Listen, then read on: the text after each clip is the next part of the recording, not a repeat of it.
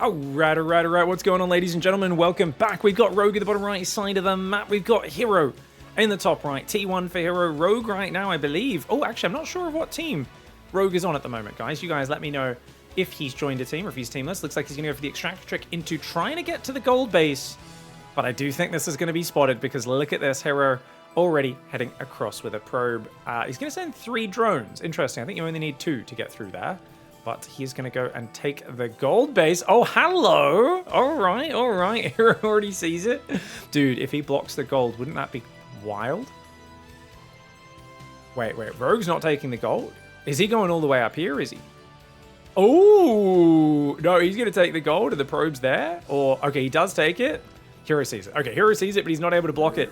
Okay, guys, this is just a best of 3. It's a weekly cup game here, and we've already got a forge on the way. Okay, Hero's going to cheese it. Hero's going to cheese it. The probe has been spotted. Now, I think the best call here for Rogue is probably let it die, take another base. If there's one thing I know about pro gamer cannon rushers, is they're friggin' terribly inefficient and they suck. He's going to send 2 drones down to try and force a lot of cannons out, but I think as Rogue, you already want to be droning as hard as you can behind this, and you want to be thinking about giving this base up. Don't get me wrong, the problem is that Hero could take the gold and then and already have cannons here defending it. That's the real risk of this, guys. The real risk of this. Chat's asking for bets. We are casting this off replays. It'd be very easy for someone to cheat, so I'm not going to put bets up for these guys. Probe's going for the rotation. Oh, nice. Yeah. I mean, these cannons are up. We've pulled so many drones. This is so many drones. He can't stop this. Rogue needs to give this up a minute ago. Like, yes, he's forcing a lot of buildings, but he's got to go take another hatchery right now. He's not droning.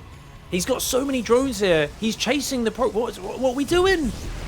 What are we doing? Rogue? He's being so stubborn. He's refusing to give it up. Rogue has always been...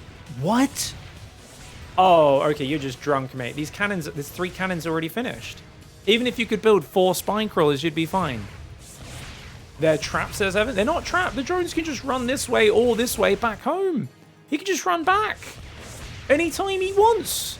Go home and take an expansion, mate. He's trying to build a spine. Oh, he's going to Ling flood it. Oh, he's going to Ling flood it. He's going to open the door. He's going to open the door. Okay. Hero's... Okay. I see. Oh, but the Lings are dying to the cannons. Well, one of them, two or 3 Lings did go down. Drones are in now. The drones Zergling all in his hair. There's 2 Zealots to defend. Is 2 Zealots enough? I think Hero might just want to pull all of his probes and try to surround this. That could work out potentially. He's going to try and build a cannon at the top of the ramp. The Zealot's trying to get back to the choke point. Another Zealot is on the way. Cybercore's not done, which means with no Adept, it is very tough. 3 cannons did finish. Only 1 pylon down there. Hero cancelled a few of those buildings. Nice wall off for now. The Zerglings could kill that cannon before it finishes, but he doesn't have enough units to take down the 3 Zealots. Honestly, those 3 Zealots might be able to just A-move this. 4 more Lings are arriving. These Lings taking way too long to attack that cannon, though. I don't think this is early enough for Rogue, guys. I think Hero's got the jump on him. I think Hero called that Rogue was going to do something cheeky here with the gold base. He jumps right on top of it. And now with cannons coming up in the main and the natural, that's checkmate. Rogue has to tap out. Hero scouts immediately, sees the gold base gambit, and shuts it down. All right, guys, nice decisive win there for Hero. Rogue, of course, is always a cheeky guy. I do wonder, I wasn't actually paying close attention. Do you guys... how many cannons and batteries could Hero have cancelled if Rogue cancelled his hatchery at the very last second, I wonder? I think the problem was he'd already pulled too many drones, though. I feel like you're never going to defend that base unless Hero is the most incompetent cannon rusher in the world, right? Like, like imagine, the distance is like, if this is your main, it was like a base over here. Like, you got to pull your drones 3-4 screens distance to get there. Like, that's just too far. You're never going to defend a cannon rush at that distance unless...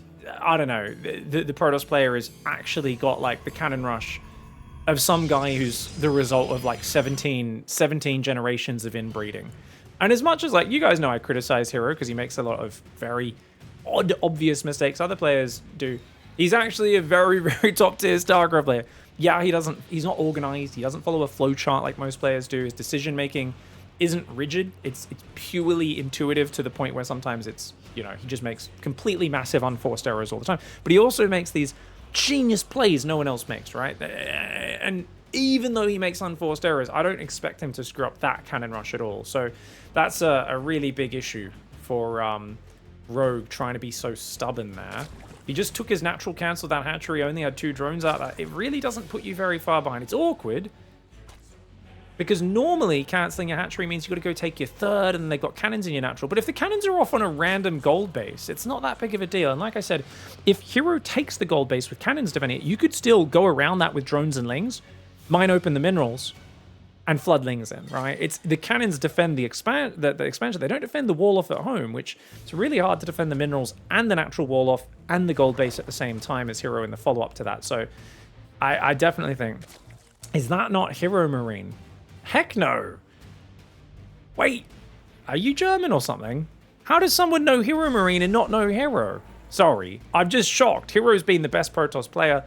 Well, he's been winning championships for 11 years, and he's been the best Protoss player, like leading the charge for the last 3-4 years. So he's the hero of Protoss for quite a while.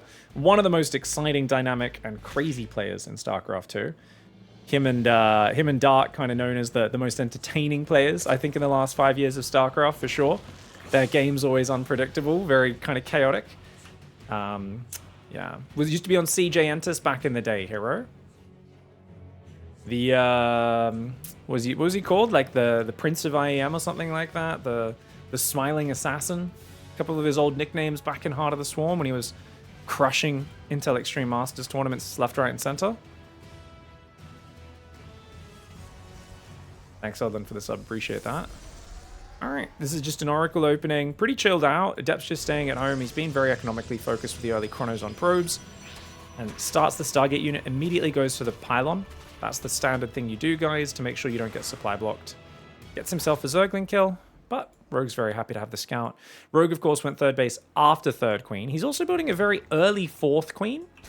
So yeah, he's really safe on the air. Spore in the main, he'll have 4 queens, already has creep coming out. 2 mineral lines, nice and full. I do like that Rogue always prioritizes getting these 2 mineral lines completely full of workers, and only then will he kind of think about rallying onto gas a little bit later. Rogue's a guy I've learned a lot about ZVP from. I really always kind of modeled my ZVP around Rogue. Dark a little bit, I would draw intuition from, but Rogue, he cuts corners. He doesn't like to build units unless he has to. And then when he does, he wants to try and leverage those units as quickly as possible. So he will delay gas, be really mineral focused here with the early Queen Zergling Spore start. Try to saturate this third as quickly as possible. And then try to get to good mid-game units. If he can skip roaches, he will do so. But that is also why he's very weak to Glaive Adepts. And that's why Glaive Adepts are so commonly used. And it's kind of his Achilles heel, where I think if Rogue has one big weakness, it's that he almost always goes for a quick Evo Chamber and early +1 melee. There we go, there's that Evo Chamber. Like I said, he does this almost every game. That's the thing I don't like about Rogue's play these days, is he does that almost every game. And that's why he's almost always open to Glaive Adepts. Big weakness. Good Oracle dive gets 2, but the Queens do punish it. Massive damage on that Oracle. Oracle comes in on the right, Spore's not quite ready. Oh, all you need is a few seconds. The Oracle does get 2 more, very nicely done. 2 Adepts shading in from that right side. The Zerglings, quick to respond. Shouldn't be able to get more than 1 or 2, and he does indeed cancel that shade. The Lings could get him. 7 Zerglings should be a match for these 2 Adepts, even in the corner. Well, actually, are they? The Adepts aren't focus firing. You can see they will be able to shade back to the safety, and he even shades them individually to those little pockets. Very cute micro there by Hero. Oh, he's not playing Blink, guys. He's playing Charge. And he's going up to about 6-7 gateways, probably going to go up to 8 gateways soon. Templar Archives is on the way, immediate 6 gas. Meanwhile, Overlord speed comes in. Rogue wants to do a Ravager Ling Queen push, I believe. He's not used his Evo Chamber, which is interesting. He's decided not to. He's taking a 4th base here. Lings will clean up that Adept. He's stopped on 56 drones, though. He's gonna build Roaches now. Yeah, he's got all the supply free. Roaches are coming out. Should just be more Roaches, more Overlords. Does he bother with Roach Speed, or is he going to do this? I think he's going to do this without Roach Speed. I think he's just going to run across with Ravagers, Queens, and Lings. Maybe just 9 Roaches? 9 Ravagers in total? It's going to be a lot of Zealots and Archons to deal with, though. Stasis Trap freezes those Zerglings, stops them being too annoying. Doesn't want the Oracles to see these Roaches popping out, but they're going to. That's a good spot there. That's a lot of Roaches coming out for just 6 minutes in the game, when normally you'd be saturating these gases on the 3rd, building drones for the 4th. Does Hero make the read and build cannons? No, he doesn't. Uh-oh. He doesn't make the read. He's also just started Storm. Now he sees the drop a lot. Now he knows what's happening. Archons are morphing. I'm surprised he hasn't started building some cannons, but I guess they are a little weak to corrosive bile. One cannon, one battery do go down. Oh, Rogue with a bad fight at the start here. The Zerglings do get pushed back. The Overlord has to get away from there. Roaches on the front now. Not that many Roaches, though. This is a pretty small army for Rogue. The Archon Zealot doing very well. One of the Queens goes down before it can transfuse. And that means, oh, he gets rid of one Oracle, but the Queens are dying. The Archons take down the Queen drop. And this push has just felt a bit flaccid, let's be honest. I think it was just a bit too early that he forced the fight there, Rogue. He went for it thinking, I've got units on the front, I'm ready to fight. But it was like 6 Roaches and 3 Queens and 8 Zerglings, and he already lost a bunch of Zerglings leading into it. This was not the push that I thought it would be. And I have to criticize this one. I think... I'll analyze at the end, guys. I'll analyze at the end. He's just outnumbered. He's outgunned. He's got to go home now. So here's the problem. He did a half and half. And what I mean by half and half is you either walk Queens without bothering with a lair, get across here early, and you attack with the sort of army that Rogue did. But it's like a minute and a half faster than he pushed. Maybe 2 minutes faster. But he was hitting with the drop. And yet he had almost no Roaches, no Roach speed, so few units. And it's just one of these attacks where I don't think he was hitting a fast enough timing for that to be all that scary. Now, to be fair, maybe if he's going up against Blink Stalkers, it works out because the Stalkers don't have the power of the Zealot Archon to just jump on top of a handful of units and fight them, and Lings themselves are more useful there. But Rogue now finds himself going for a Desperation Spire in a very unfortunate game. Fleet Beacon's on the way here for Hero, trying to secure a 4th base in the top left. This Archon, of course, defecating there. Don't know what he was eating last night. Wouldn't recommend that diet to anybody based on the outcome. Archon does clean the Overlord up, but over here, also a little bit of that creep out there.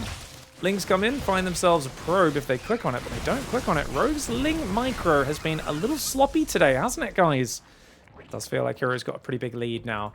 It's interesting that he went for the fast Evo, but didn't use it early on, guys. Almost like that was a piece of habit. I don't know if he thought it got spotted, because the Oracle flew right up to here.